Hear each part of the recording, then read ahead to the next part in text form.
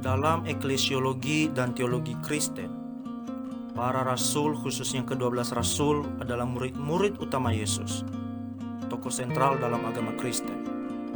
Semasa Yesus hidup dan berkarya pada abad pertama Tarik Masehi, para rasul adalah pengikut-pengikut terdekatnya.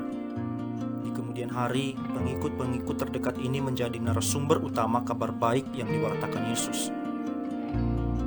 Kurun waktu perkembangan agama Kristen semasa hidup para rasul disebut zaman rasuli.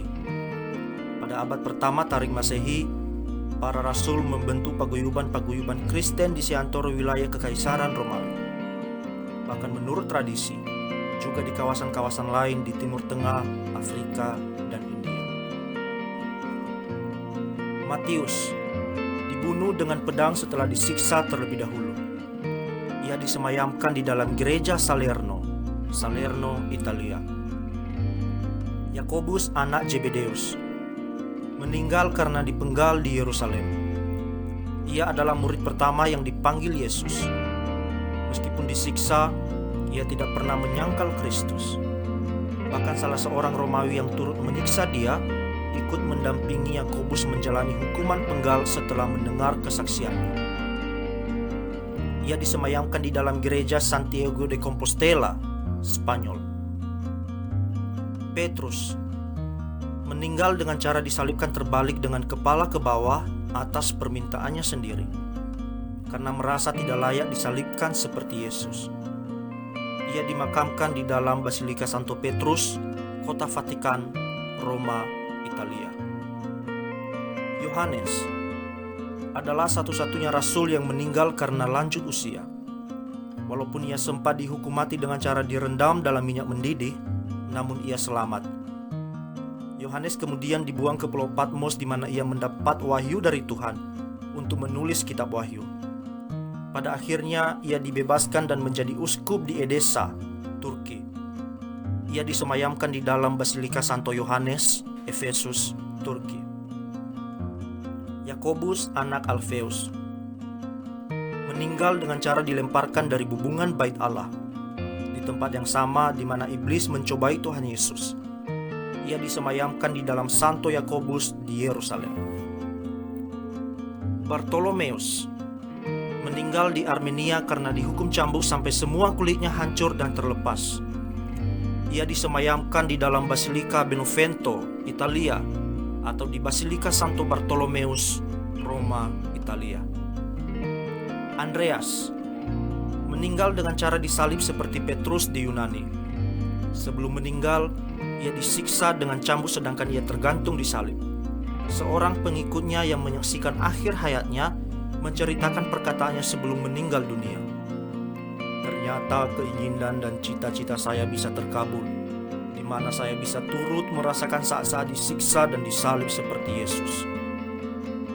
Ia disemayamkan di dalam gereja Santo Yakobus, Patras, Yunani. Thomas meninggal karena dihujani tombak. Sebelumnya ia sempat dilempar ke dalam perapian, tetapi ia tidak meninggal.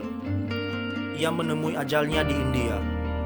Ia disemayamkan di dalam Basilika Santo Thomas Rasul di Ortona, Abruzzo, Italia, atau di Basilika San Thomas di Madras, India.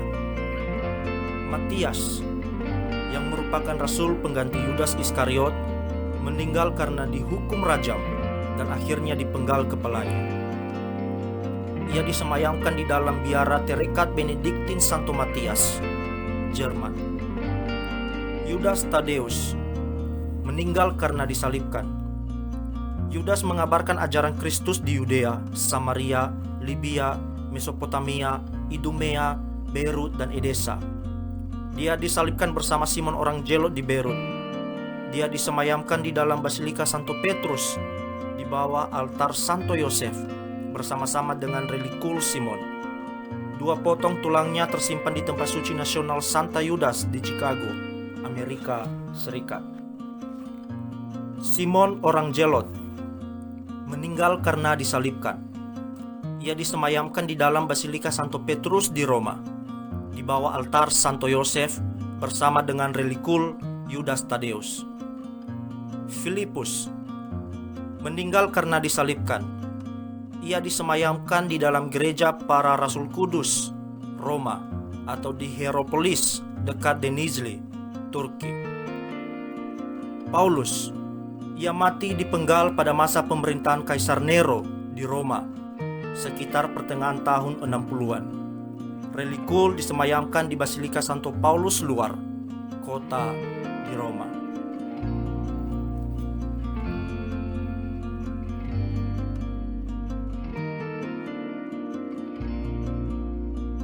Jangan lupa subscribe, aktifkan loncengnya agar Anda mendapatkan pemberitahuan pada video berikutnya.